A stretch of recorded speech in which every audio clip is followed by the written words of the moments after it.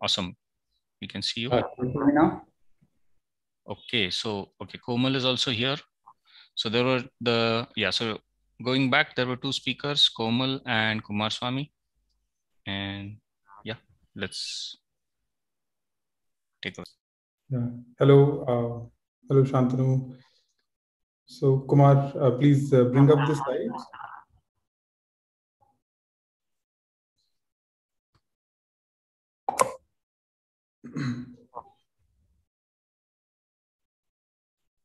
Just a moment.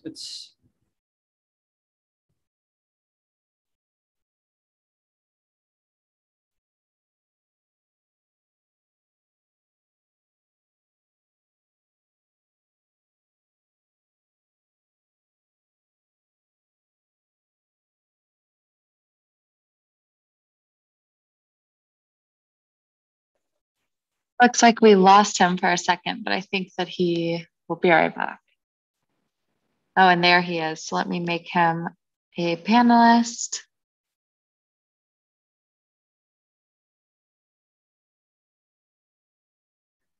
And he's back.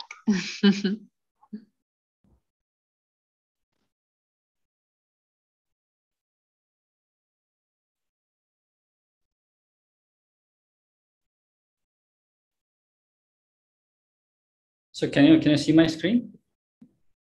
Yes, Kumar, we can see your screen. All right, just yeah, you can start the presentation. Let me start. Okay.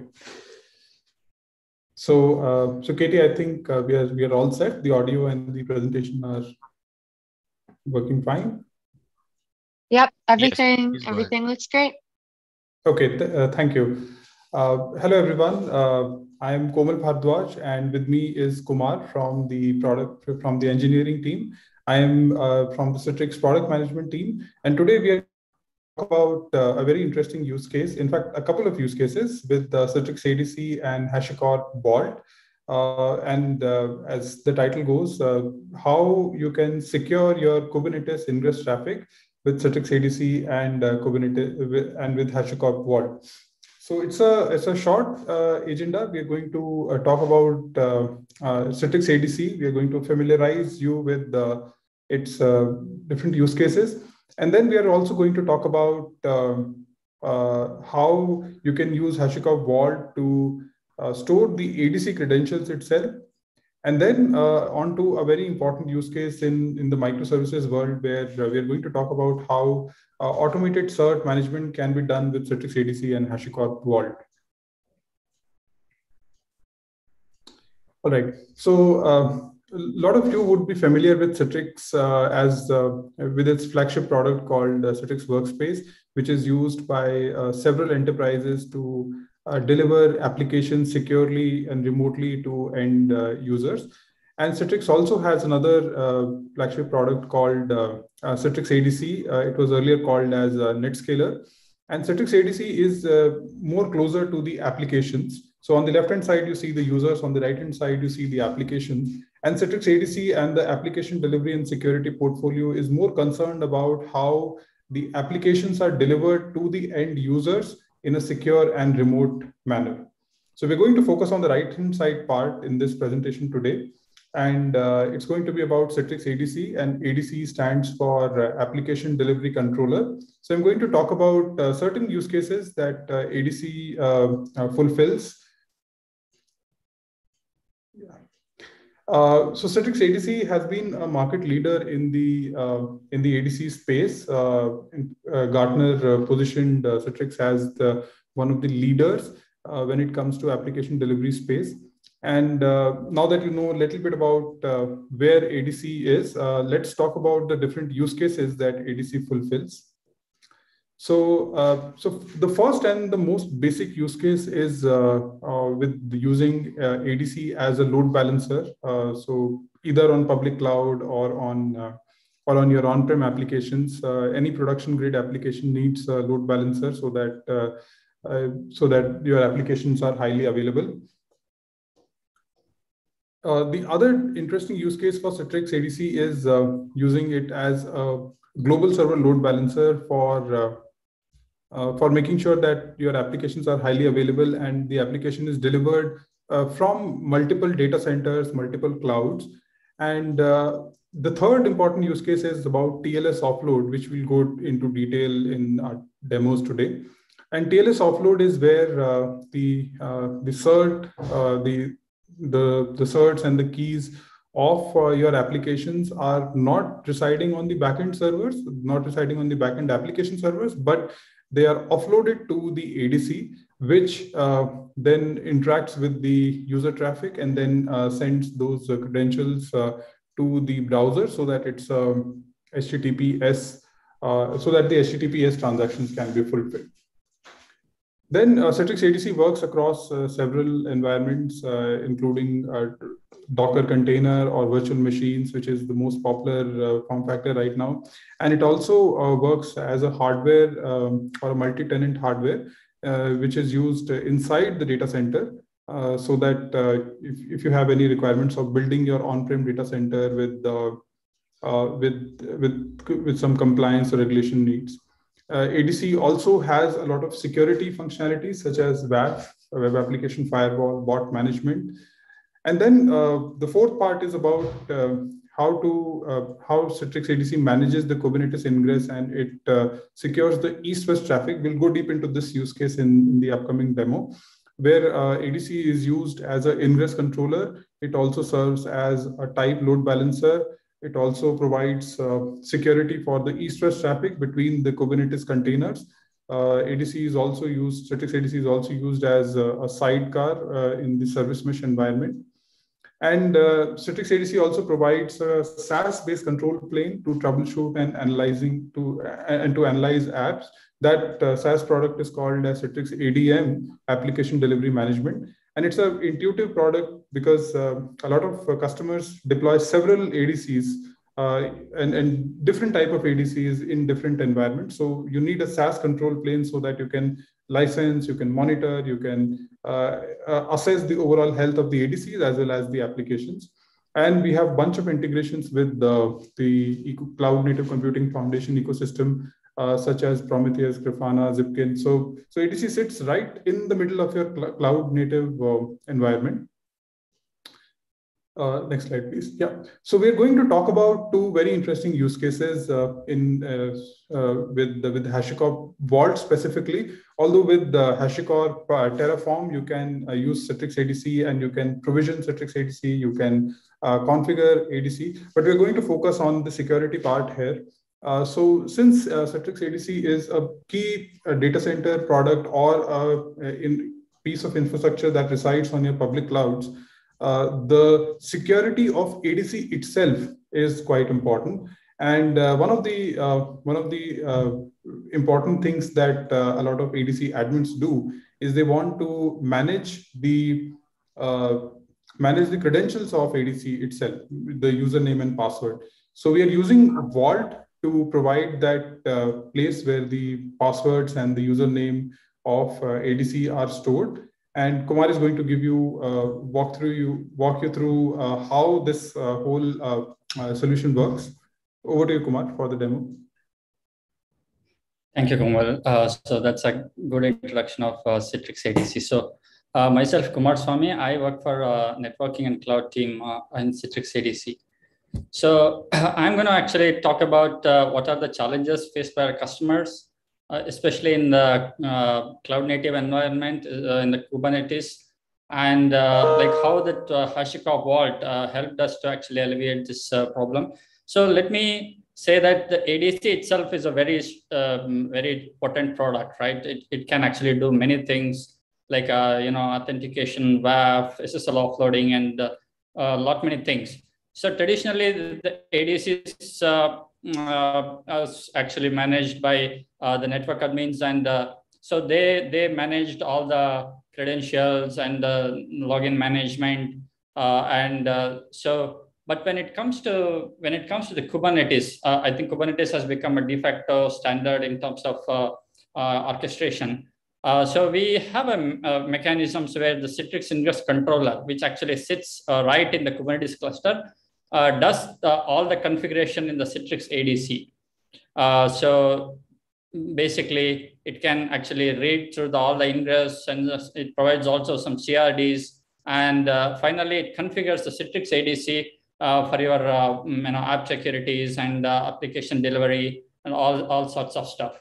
Now, what that means is we need a mechanisms where it can actually log into the Citrix ADC and do all these things. So it needs a kind of a system admin privilege so that it can actually do the login and do this.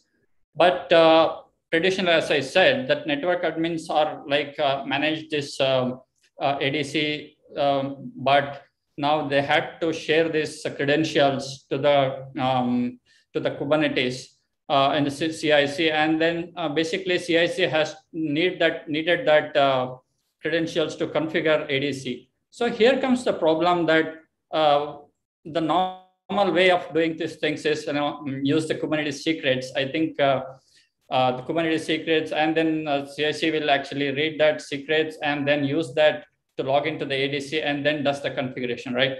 So, but that was I think some of the past speaker has explained the problem with the KTS secret itself, that by default it is not stored in an encrypted form, and it is just a basic.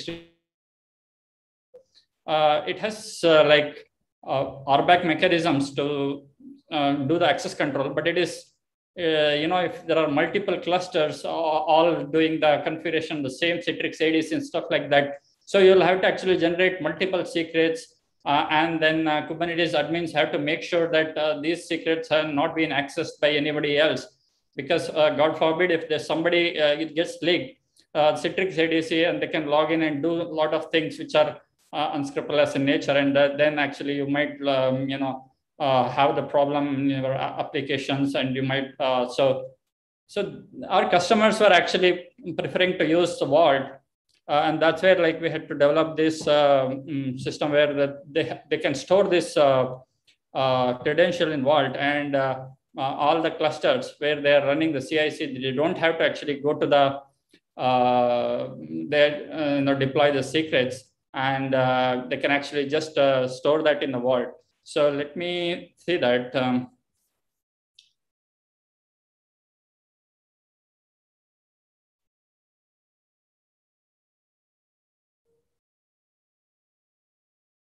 Yeah, so basically, if I were to store this, I just have to enable KV store and then put this, credentials, this ADC credential. But it is the same problem is applicable for the certificate also, that you have a server cert, and traditionally it is managed by the admins, and then basically they had to give that as a Kubernetes secrets, and leads to secrets spraying, and then that's why we can store this secrets like this. And I have since for a want of time I've already done that configuration, so let me go and check it out.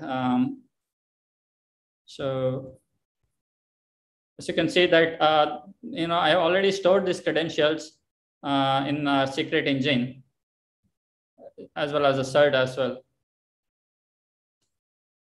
So now comes the question that, okay, I have already stored that in the Vault, and Vault actually offers a lot of capabilities in terms of by default it is encrypted, and it has like highly available, and it provides editing and many more features in terms of it's a centralized and it has a very, very good policy engine, and that's very important, so that you can have a granular control of who needs to access, and who needs to be allowed, what needs to be allowed, and things like that. Now, that's all fine actually. So we can actually we can set up the Kubernetes authentication to access this.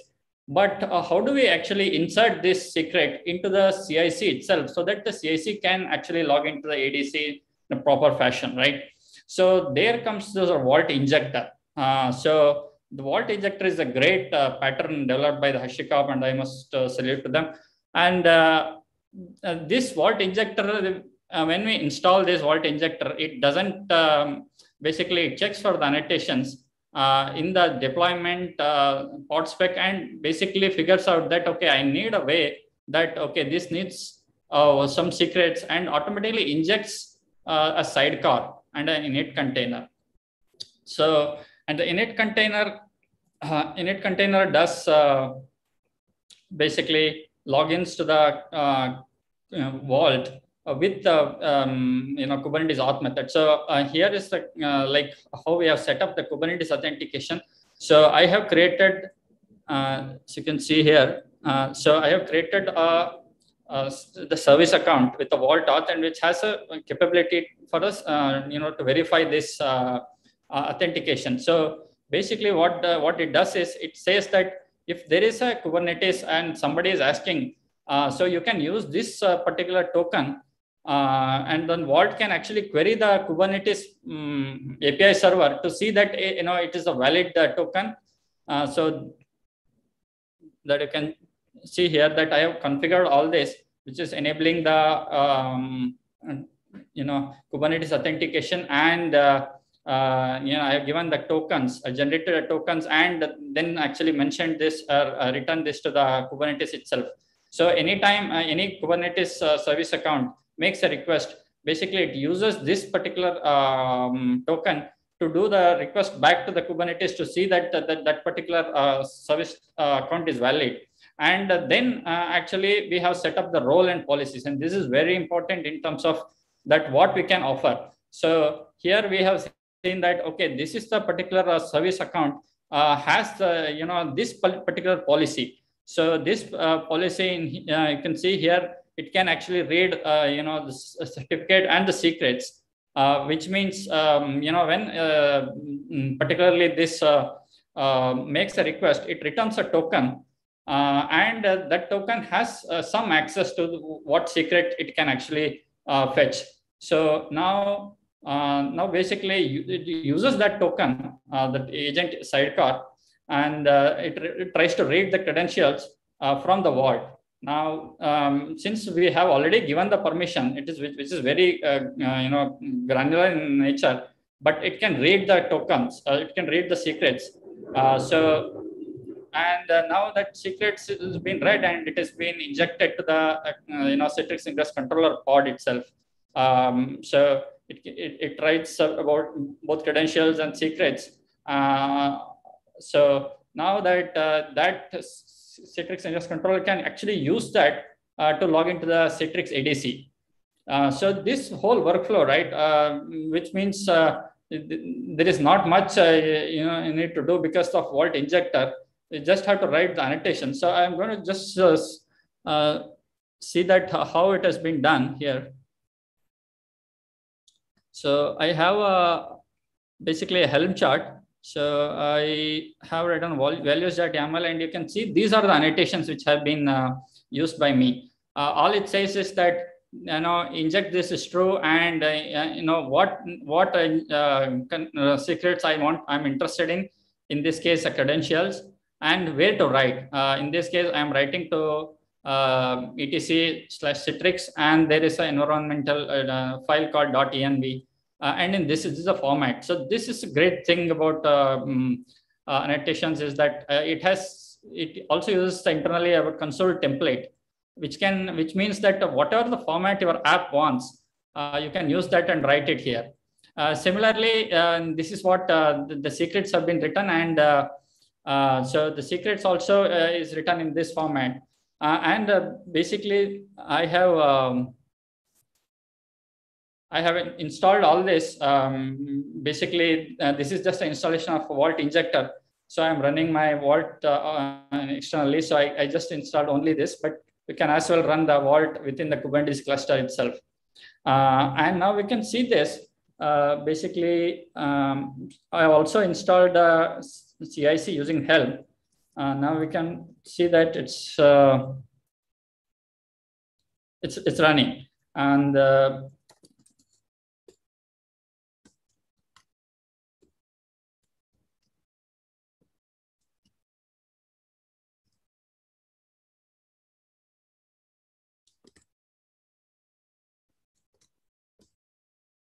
so it has inserted the sidecar. In this case, it's an init container, which is a vault, and a sidecar, which is also a vault. automatically without we'll have to do anything by just reading the annotations. Now we can even go and check it out inside our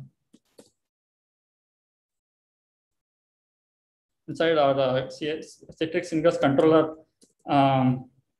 container, and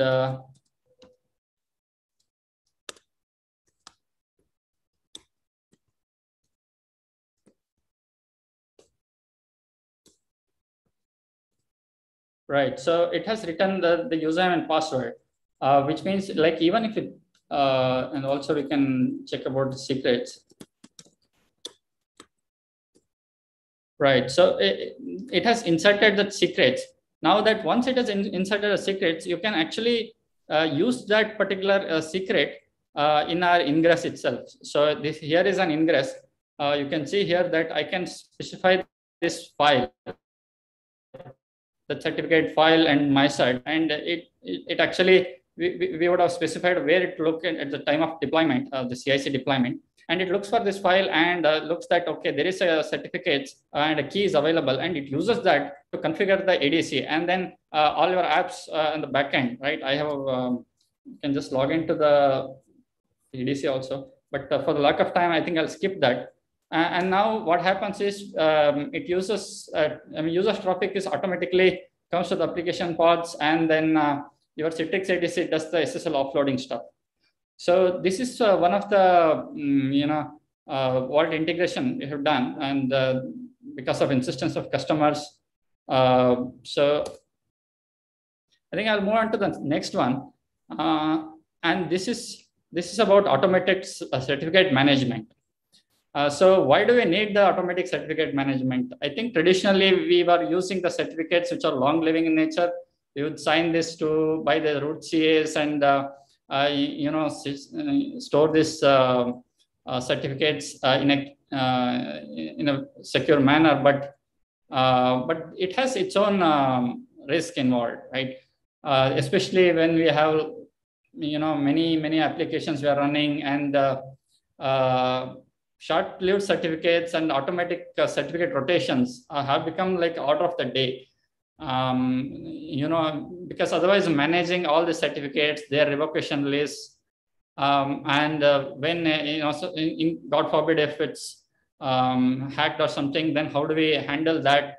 So these are the challenges DevOps faces, especially when a lot of apps are involved, and all apps now by default comes with the TLS and stuff like that. So here I just I'll demonstrate about how we can use Vault in order to generate that, uses a PKI secret engine and automatically does all the cert generation and automatic rotation. So one thing is like we can also use the sidecar injection kind of pattern here, which I just showed, that we can actually get this certificates and then injected into the Citrix Ingress controller pod. But I just wanted to demonstrate that Cert Manager has become like standard stuff these days, since it offers very fine CRDs, and also it has like it supports multiple CAs like Let's Encrypt and all that. So so how does this work, right? So this is very similar. We will set up the vault. I think I'll go through this very quickly. Right. So setting up the vault is like you need to enable your PKI engine, and basically you can as well generate a PKI root here, right? A root certificate to sign your intermediate. You can actually bring this root from outside and then store it out of band also. But for simplicity purpose, I have used this to generate this root because by default PKI engine provides all these facilities. And finally, generated PKI int. This path generates an intermediate CA. And it's signed by this root CA, and also it provides a lot of many URLs that where to sign and all that. and we can actually specify these things. So this procedure is about setting up all the vault, root CA and intermediate CA. And finally, you set up a role, right? And then this is a role is what the vault gives the mechanisms that you can create a role and attach a policy to it and say that, for this authentication, this is the role. And that's how the vault mechanism, vault works. So the policy engine is really great that you can actually see that who can access what and which URL and what operation it can do. In this case, create and update for the sign URL. We are saying that this is the domain. And most importantly, that this TTL part, right? So which means you can specify that what is my lease period, that after which it has to be expired. And the max TTL. So somebody can ask for less than that, but you are putting a seal that, okay, this is what I can actually generate a certificate for. This is the maximum lease period. So this provides a really great pattern in terms of certificate rotations, automatic certificate rotations, and short-lived certificates, which are basically lesser risky than that of long-lived certificate. So finally, I will here in this case, I just wanted to show that how we can use the app role authentication. You can as well use the Kubernetes authentication, but in the previous demo, I just showed the app role authentication. So sorry, Kubernetes. So I just brought the app role authentication. You can use that app role authentication. Finally, set this is the policy. This is the kube allow sign policy. And once it is done, we have set up the vault and we have to know that, okay, what is the tokens? So we have read this role ID and secret ID. And this role ID and secret ID is used to actually configure the cert manager. So, and cert manager actually, just give me a moment. Yeah, so this is the secret ID, I am using for cert manager, and we set up a cluster issuer. In this case, this is the role ID which is being used, and we are saying that this is the path where you need to sign your certificate. Now, what happens is basically the cert manager now queries using its whatever the tokens we have provided to the vault, saying that I want some token. And I'm logging in with these credentials. So since the vault already knows that we have set up that particular role ID and secret ID matches, so it returns a token and it uses the token to sign, a certificate which it is generated, and the authentication happens, and finally it generates a secret, Kubernetes secrets. And then that Kubernetes secrets is used by the Ingress controller to configure our ADCs. And this whole flow of this automatic, the good thing about Cert Manager is that it also figures out that there is a lease period which is coming to expire, and it knows that, okay, I need to query this back. So it goes automatically manages to renew the tokens and then renew the certificates and generate a new secret. The Ingress controller can pick up this new secret, configure this ADCs, and then ADC can deliver with the newer certificates without your applications have to bother about these things at all. So so basically, I am just going to give us, I don't know what's the time. So sorry. 3 more minutes. That's okay. Okay. So now I'm basically I have set up this whole thing. I can just log into ADC.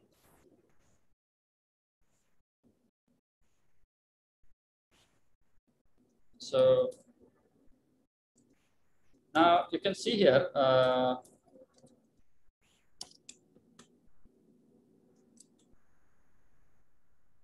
Now these certificates are actually generated by this vault, signed by vault. So if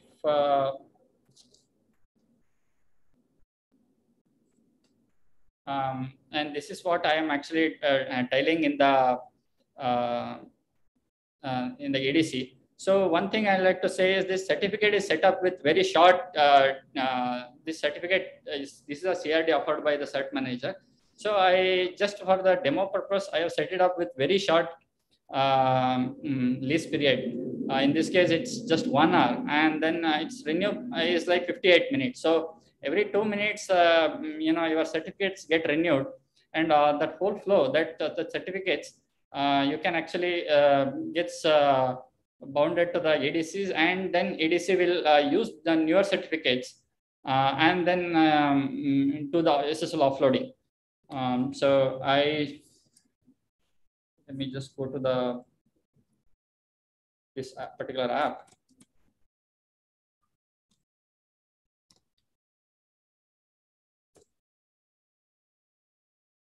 Oh, sorry, this is a private certificate, so please bear with me on this. So this is the app I have configured. So I have installed this Ingress, and this Ingress actually takes that particular secrets which is generated, and we can actually view that certificate itself.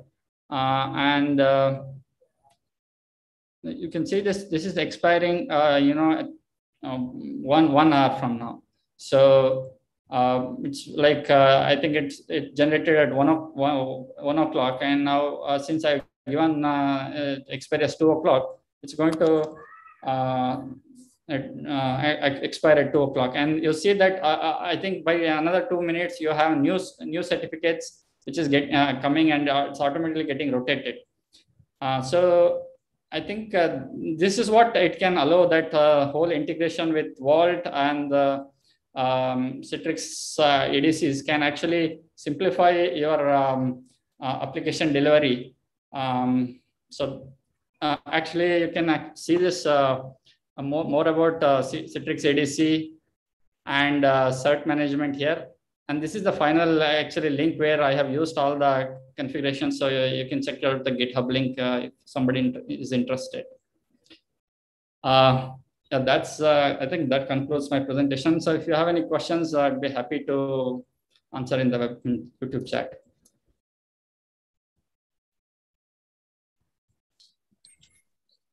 Hey, I had posted for questions in the YouTube chat. There don't seem to be any questions, though.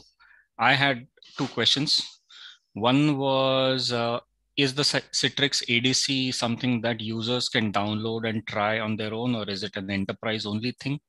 And the second question was, are any Vault enterprise specific features used, or can folks use Vault open source edition for this? Yeah, those were the 2 questions I had. Komal, you want to take that, or I'll? Yeah, I'll take the first one. So the question is Citrix ADC free to use? Can users just go and download it and try with it? Yes, we have express and free versions of Citrix ADC. Awesome. There are 2 flavors. One is with the VM form factor, which is called as the VPX, and the other is the container form factor, which is called as the CPX.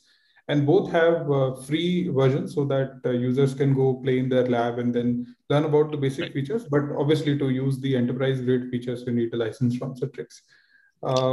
So Kumar, over to you for the second question about Vault's enterprise features. Yes. So I don't think we have any Vault enterprise capability. We have only used the Vault open source, because that's what, these are the basic things which are available already in the Vault open source editions, and most of the customers are actually asking about this, and that's why I think. But I'll be happy to look in what features are available in the Vault enterprise, and then see if we can actually integrate some of the features as well. Cool. Awesome talk, guys. Thank you. Thank you. Okay, so with that, we will move on to the next speaker. The next speaker is Deepen Chawla. And let me just do a few things here. Yes. And okay, so his talk is going to be about continuous infrastructure kit of